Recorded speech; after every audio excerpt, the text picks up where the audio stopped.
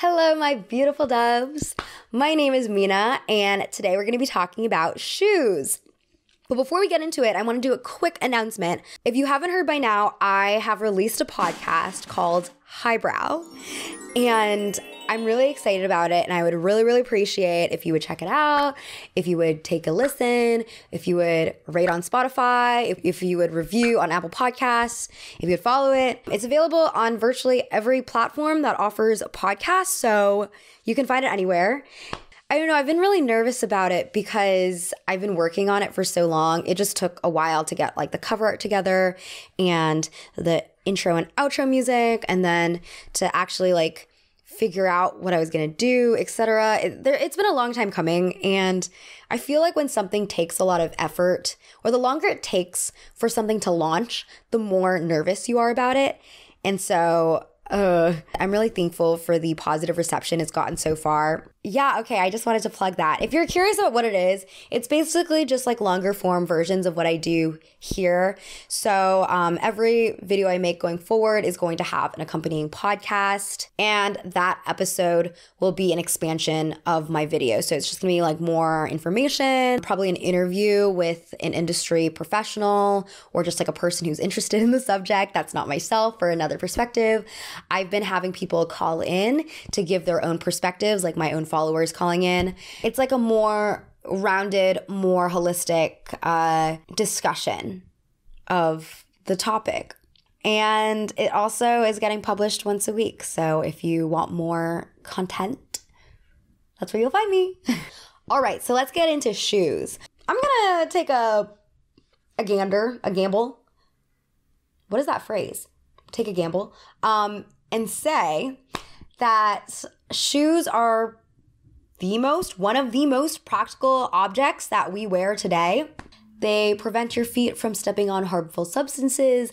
They prevent your feet from stepping on sharp objects. And if you live in New York, they protect your feet from getting run over by a rat. Or as I remember seeing a tweet where they said, a rat running over your feet is a New York shooting star. And speaking of New York, there was this one video on TikTok that went viral maybe like a year ago or 2 years ago.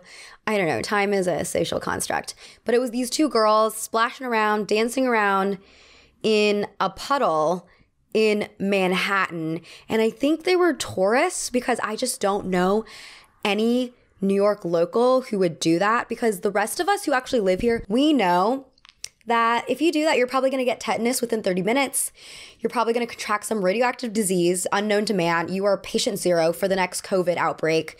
There are so many bad things that could happen to you from just dipping any part of your body into a pool of Subway juice. Not to yuck someone's yum, but I just want to know if they're okay after that. So, knowing that shoes serve such a practical purpose, why is it that shoes that are so impractical in design, why are they so popular and so coveted in fashion?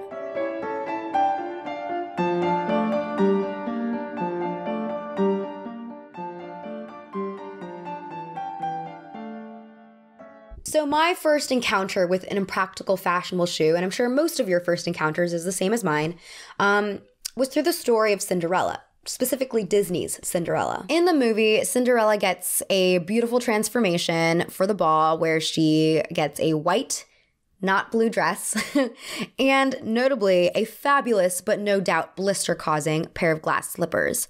And this look is completely different from her pre-transformation look, where she was just wearing some homely utilitarian maid's outfit and a humble but comfortable probably pair of ballet flats. It's actually the dysfunction of the glass slippers, which fall off as she runs for the ball, that's pivotal to the plot of the fairy tale. Equally as impressive as the shoe's material, which is made of literal glass, and I don't think is actually possible, is the shoe's small size. Cinderella's shoe size, according to Disney, is a woman's 4.5, so she has very tiny feet. And thank God she was the only woman with that particular shoe size in her entire kingdom, or else she would not have had that happy ending. But the small shoes also implicitly work to symbolize that she is meant for an aristocratic lifestyle. Cinderella was not born a servant. She was the daughter of a wealthy man and only found herself in the life of servitude after a cruel twist of fate.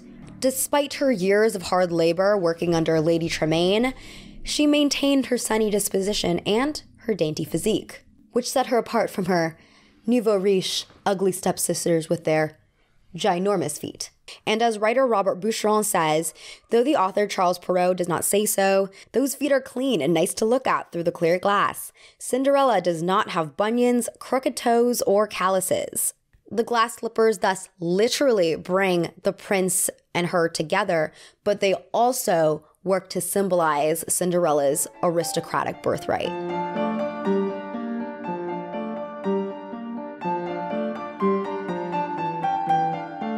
So, let's pour one out for the brave soldiers who wear suede shoes in the subway.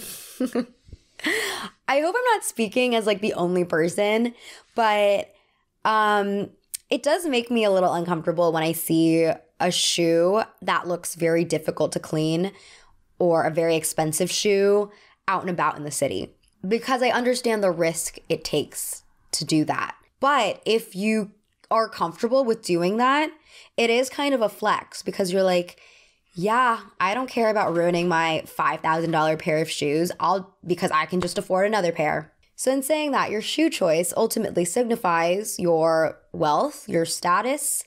And here's another one that you might not think about. The love your community has for you. Ooh, what do I mean by that? So let's take a look at moccasins. Moccasins are a common shoe throughout North American indigenous cultures, and a lot of them have this very intricate beadwork. The time, effort, and novel tools that went into these beaded designs display skill, material wealth, and community values. These items were also traditionally crafted by women. Different beads have been used throughout history, and they also differ from region to region. For Plains nations, glass beads, originally called pony beads, were introduced in 1675 by the French, but by 1840, seed beads became more popular. These beads were smaller and less expensive, therefore more accessible to work with, enabling women to cover entire surfaces of clothing, bags, and cradles with intricate beaded designs. The more covered in beads a garment was, the more impractical it was for everyday wear. An example of when artistry trumps functionality. Children's objects are especially significant, and that's because, as I said, crafting beaded objects was intensive. It would take weeks or months to create.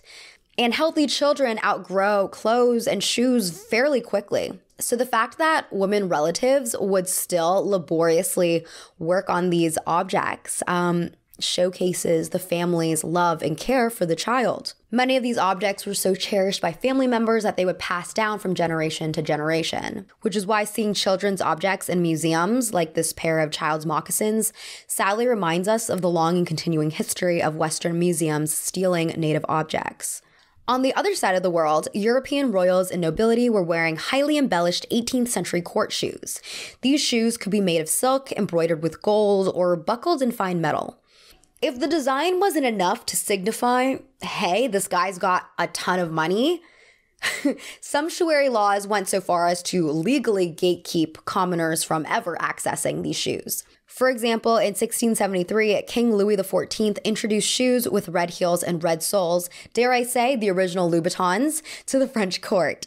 He restricted the wearing of such shoes to a circle of nobles. From yet another part of the world, in India, Paduka sandals could be very embellished. Let's take a look at these Gujarati-style Paduka shoes that have been fashioned from sheet and cast in silver and gold. They are modeled after the Padukas worn by sadhus and other types of mendicants and holy men in India, but probably would have been worn by royalty. For an example that a lot of us with a shopping addiction can relate to, have you ever just bought a pair of shoes that were so impractical, but they were just so beautiful that you had to buy them anyway? That's how I feel about my Simone Rocha shoes. And I saw these like on Vogue Runway back when the collection had dropped, the photos had dropped, and I fell in love with them and I was like, I need a pair. And they're beautiful. They're like made of this satin at the top that is reminiscent of a ballet slipper, but then super, super, super chunky heel and these little like pearl crystal embellishments on the side.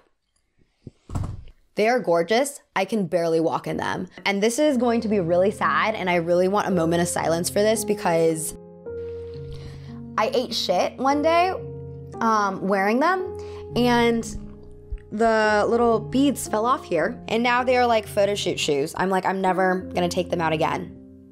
On the screen, we see Carrie Bradshaw from Sex and the City, who has a similar obsession to me for collecting fashionable shoes. And for her, fashion definitely overrides comfort. These are authentic, patent leather. And if they don't fit, so help me, I'm gonna wear them anyway. Like, excuse me, Manolo Blahniks in New York City, a notorious walking city, and Carrie has said multiple times in the show that she loves walking. And then Louboutins on Paris cobbled streets. These are all impractical choices, but what a boring viewing experience it would be if Carrie just wore Keds or Converse with all of her Versace and Prada dresses. The way audiences have eaten up her shoes and her outfits long after the show has ended, as evidenced by like listicles and the popularity of the Every Outfit Instagram page that chronicles every outfit in Sex and the City, goes to show how much we as a culture can appreciate a shoe regardless of its functionality. The act of washing your feet, or even washing someone else's feet, is a deeply meaningful rite in many cultures. Cleanliness of the foot symbolizes total purity because the feet are the first to go in contact with the ground.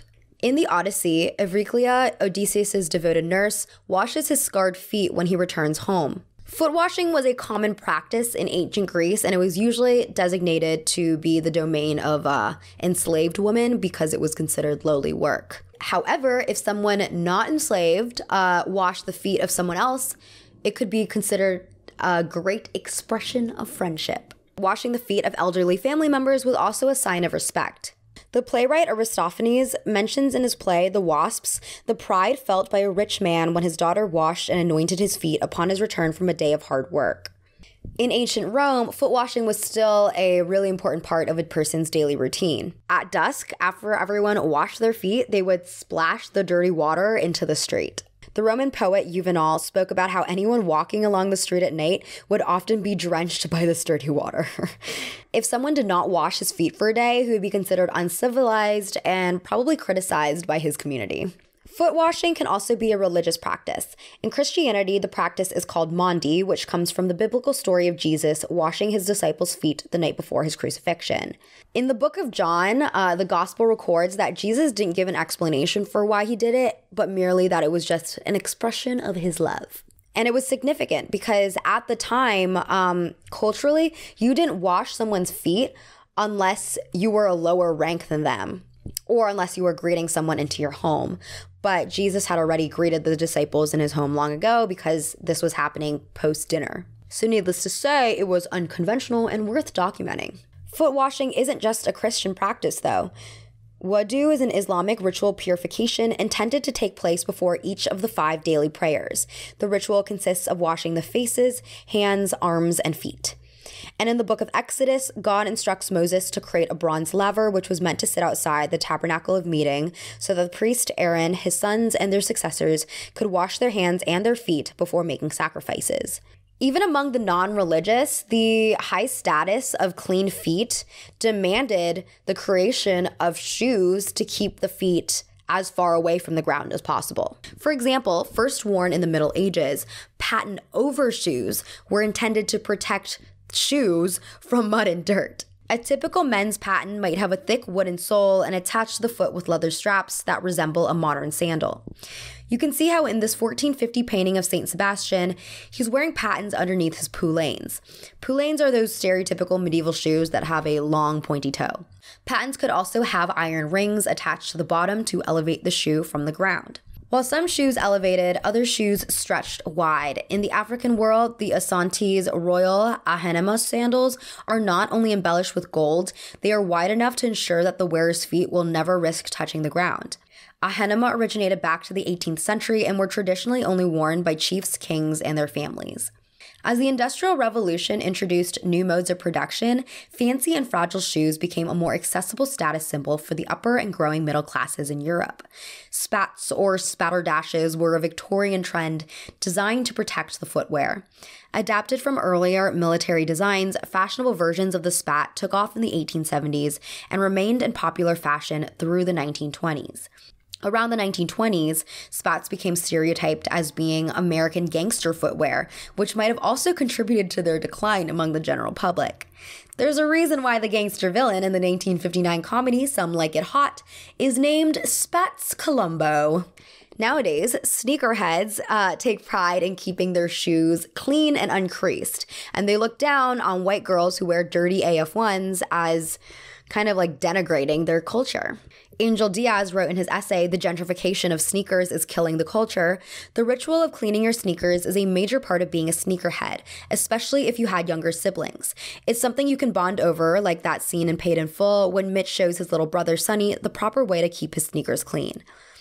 Internet personality and sneaker master Dallas Penn also told Angel, the idea that a white/unworn/clean sneaker is better than one that has been worn/used/played in is all Black culture and the art of presentation.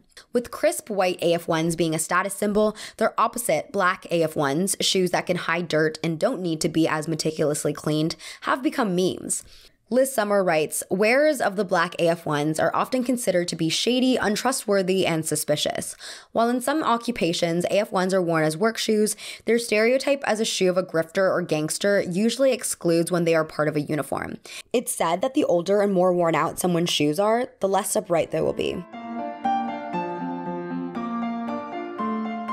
So here's a fun fact. The heel or platform of a shoe originated in part for utilitarian purposes, serving as workwear to lift people out of dirty environments. For example, in ancient Egypt, people of the lower classes walked barefoot.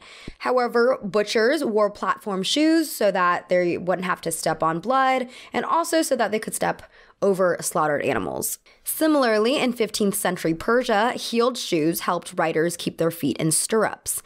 These shoes are predecessors to the cowboy boot, which is one of the few enduring men's heeled shoe styles.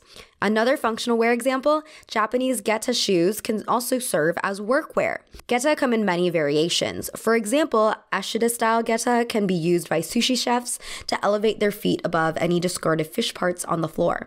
There are also high stilted geta worn for shredding tea, weighted geta for cultivating seaweed, and spike-soled geta for fishing flatfish. And yet another example, Turkish bath clogs, nalin, and takunya began as a means of elevating the wearer over wet or heated floors in bathhouses. According to art historian Michael Blackman's website, these clogs were designed for a wealthy woman, so that when worn, she would be elevated above a wet and dirty floor.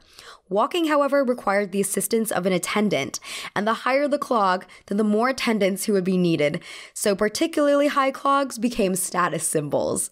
So eventually, the most prized trait of the heel was its height over its functionality, and high heels also became more and more gendered. Throughout history, high heels have literally been a way for aristocratic people to look down on the little people. While we talked about Ashita geta being functional, other styles of geta, like the Mitsuba geta, exploit the shoe's height for status signaling. During the feudal period, oriran, or high-ranking courtesans and sex workers, would wear these Mitsuba geta. As you can see, these geta are black lacquered and have 3 stilts. Oiran were a very high rank, and Tayu were the highest ranking of them. However, unlike lower ranking Oiran, Tayu did not engage in full-service sex work and instead were known for their training in Japanese tea ceremonies, kodo, ikebana, calligraphy, and other art forms. Only the wealthiest and highest-ranking territorial lords could ever hope to patron them. Elizabeth Semmelhack, senior curator at the Batashu Museum, said, because of the height of their Mitsuba geta, Oriran walked very slowly in an exaggerated figure-8 pattern that highlighted the splendor of their toilette. Oiran set fashions and Edo, and women who attempted to copy their ostentatious clothing were often censored with sumptuary laws, such as the edict that attempted to ban lacquered geta. Some Some geisha and maiko, aka performers who entertain guests by conversation, singing, musicianship, and dancing, would wear these geta as well, but they would wear them with tabby socks, whereas oiran traditionally never wore socks even during the winter. In 16th century Italy, Venetian chapines were fashionable high platform shoes. On a functional level, the shoe was designed to protect the foot from irregularly paved, wet, and or muddy streets. But similar to the Mitsuba geta, chapines were hard to walk in. Their height introduced an awkwardness and instability to a woman's walk. Like wearers of those high bath clogs we talked about, Venetian women who wore chapines usually had to be accompanied by attendants. It was once thought that very high chapines, 20 inches, as seen as an example from the Museo Correr in Venice, were the accoutrements of the courtesan and were intended to establish her highly visible public profile. However, 16th century accounts document that the height of the chapine was more about signaling the splendor and class of the Venetian woman wearing them without any indication of her profession. Our last example here are Qing Dynasty Manchu horsehoof platform shoes. They look very similar to chapines and are very different to their contemporary Chinese counterpoint, the tiny lotus shoes of the Han culture. According to historical texts, Manchu women never bound their feet, and their shoes were traditionally made out of wood. Tradition also upholds that these thick soles were created because a goddess who first wore them needed to protect her feet from insects and muck. See a pattern here? When the Manchu dress and hairstyle was reshaped in the mid-19th century, horsehoof shoes became important accessories in Manchu fashion. In 1848, Chinese historian Fu Ge described the Manchu style as consisting of a qipao, high-heeled shoes, and hairstyles such as the liangbato. This ensemble made Manchu women appear taller and allowed them to have this particular sway and confidence and freedom when they walked, which contrasted, according to Fu Ge, to the Han woman's ideal frailty and delicate stature. And because of the wood material of these shoes, they made a lot of noise when the wearer was walking.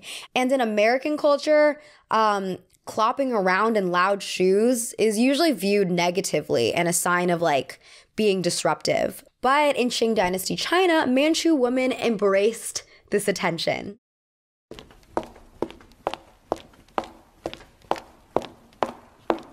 Some courtesans and wealthy women even attached bells to their shoes to attract even more attention. The highest display of privilege is never having to lift a finger, let alone a toe. I talked about how the height of a shoe could be a crutch to physical mobility. But height isn't the only way to make you hobble. Going back to medieval poulaines, these fashionable shoes came with functional issues, and by the look of them, it's not surprising. Not only were they probably a tripping hazard, a study published in the International Journal of Paleopathology reported that the rise of elongated shoes in late medieval Cambridge, England, led to a sharp increase in hallux valgus of the big toe, or bunions. For the study, authors Jenna Dittmar, Piers Mitchell, and their colleagues analyzed 177 skeletons unearthed at burial sites in and around Cambridge. They found that just 6% of individuals buried between 11th and 13th centuries bore evidence of bunions on their feet. Meanwhile, 27% of individuals buried in the 14th and 15th centuries suffered from bunions. Taking things further, and we've kind of already alluded to this discussion, but Chinese foot binding. It was a historical cultural practice where women would bind their feet so that they would stay small and fit into these dainty lotus shoes. According to Smithsonian Magazine, foot binding was inspired by a 10th century court dancer named Yao Niang, who bound her feet into the shape of a new moon. She entranced the Emperor Li Yu by dancing on her toes inside a 6-foot golden lotus festooned with ribbons and precious stones. In addition to altering the shape of the foot, the practice also produced a particular sort of gait that relied on the thigh and buttock muscles for support. From the start, foot binding was imbued with erotic overtones. Chinese historian Dorothy Ko notes, it is paradoxical that foot binding, supposedly a signal of the woman's family status as conspicuous leisure, was in and itself a result and expression of a strenuous form of female labor. Gradually, other court ladies with money and time took up foot binding, making it a staple among Han Chinese elite circles. By the 16th century, the lotus shoe exploded in popularity, in part because of how good the economy was doing. During these prosperous times, women felt more pressured to display their father's or their husband's wealth in any way possible. And by the 19th century, there was a trickle-down effect where even lower-class women started binding their feet. There are surviving Lotus work boots that are an example of this. Work boots aside, the stereotypical Lotus shoe is highly decorated. Some women even hired famous carpenters to carve their heels, often of fragrant wood. Floral cutouts were made on the surface of hollowed heels, and perfumed powder inside the heels would leave traces of blossoms on the floor as the wearer shifted her steps. The shoe uppers were fashioned from red, white, or green silk, with increasingly elaborate embroidered motifs of auspicious symbols. Foot binding is no longer a widespread practice, first losing its exclusivity and thus raison d'etre during the Qing dynasty, and then eventually the communist government banned the practice in the 1950s. So those are just some examples of shoes that are not high heels that are difficult to walk in, but I feel like I can't just not talk about the modern high heel, which can be a hobbly-wobbly shoe for some people. In 1988, the movie Working Girl displayed the politics around the high heel. In the opening scenes, the protagonist, Tess McGill, played by Melanie Griffith, wears dingy white high-top Reeboks as commuting shoes. But once she gets to the office, she chucks them under her desk and changes into a pair of black high-heeled pumps. Shannon Aducci writes, Working Girls paints a real portrait of the New York female commuter of the era. Blue-collar secretaries or assistants shuffling in from the outer boroughs, New Jersey, Connecticut, and Long Island with comfortable footwear that read as both scarlet letter and a badge of honor for a working woman. High heels were worn as a display of social status in an urban working environment. Middle and working class women were relegated to walkable footwear because they had to commute into work, whereas women who wore high heels gave the impression that they rode taxis or had drivers take them into work. And the ability to walk in heels as a class signifier can be seen in rom-coms through the 80s, 90s, and 2000s, where a newly made-over woman struggles to walk in her new heels. On the high fashion front, the famous photo of supermodel Naomi Campbell falling on a Paris runway while wearing a pair of Vivienne Westwood's 1993 super elevated Gilly platforms is burned into every fashion girl's consciousness. The absence of utility completely removes this pair of shoes from mere apparel and places them into the world of objet d'art. The infamous fall even prompted a disastrous Vivienne Westwood heels challenge on America's Next Top Model that resulted in a sprained foot and a model needing crutches. I can't say I'm surprised considering America's Next Top Model is basically like Tyra Banks' sadistic pleasure show. Even more recently, Valentino was under fire for multiple shoe mishaps on their spring 2023 runways last October. They essentially decided to cast a lot of models who didn't have any runway experience for the show. And while I'm not against this concept, I think it can be a really powerful statement and really, challenging the exclusivity of the fashion industry to bring in people who don't work as models. But I think they probably could have done a couple more rehearsals. The spectacle was so bizarre that Valentino had to issue this statement in response. After the rehearsal, talents were asked if they were comfortable in their shoes and were offered alternative shoe options. Additionally, transparent safety straps were added to shoes for more stability. While some talents opted to walk in shoes that were difficult, we are pleased that they felt empowered to remove their shoes and finish the show. Valentino respects our talents and puts their safety first. This was absolutely not a PR strategy. While the most recent fall 2023 runway show didn't have as many mishaps, a professional model, Kristen McMenemy, did take a tumble, making people wonder whether Valentino put the model in the wrong shoe size. From Vivienne Westwood to Valentino to many, many others, is this really just a sizing issue? Or is it a trend for designers to prioritize producing dazzling eye candy and headline-grabbing content at the expense of comfort and wearability? Not all novel footwear relies on a towering heel, though. Last October, Loewe's runway show introduced a multitude of inventive kicks. Models took to the runway in shoes that were completely transparent, embellished with oversized flora, reminiscent of Minnie Mouse, or covered in deflated balloons. The collection's theme was inflation and deflation, and even though these shoes didn't look too uncomfortable to wear, we can definitely see that art was chosen over wearability, just because the designs are so out there. Mischief, an artist collective known for its subversive creations, released a pair of viral cartoonish boots last February. They cost $350, weighed 3.5 pounds, and sold out within minutes. On their website, the product description read, "Cartoonishness is an abstraction that frees us from the constraints of reality. If you kick someone in these boots, they go boing."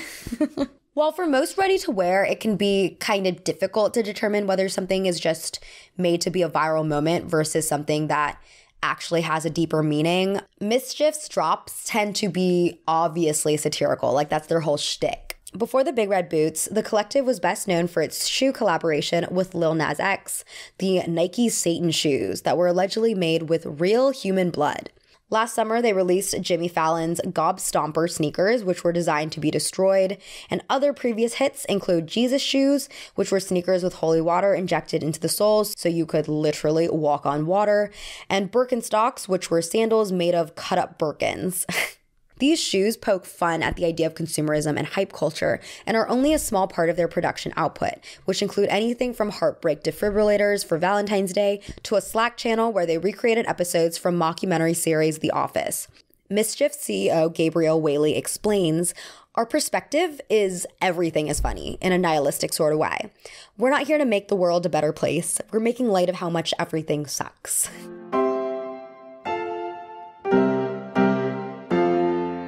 The bottom line is, some shoes are never supposed to be sensible choices, but they all make a statement. And to me, my Simone Rocha shoes make a statement that I am a girl's girl who has an eye for beauty and am living in the 2020s where ballet core is taking storm. So that will be the little artifact description if these ever end up in someone's private gallery or a museum. So this is the end of the video. Thank you all so much for watching, and let me know in the comments what you think about shoes, and also follow my podcast, Highbrow, and I hope you have a lovely rest of your day. Bye!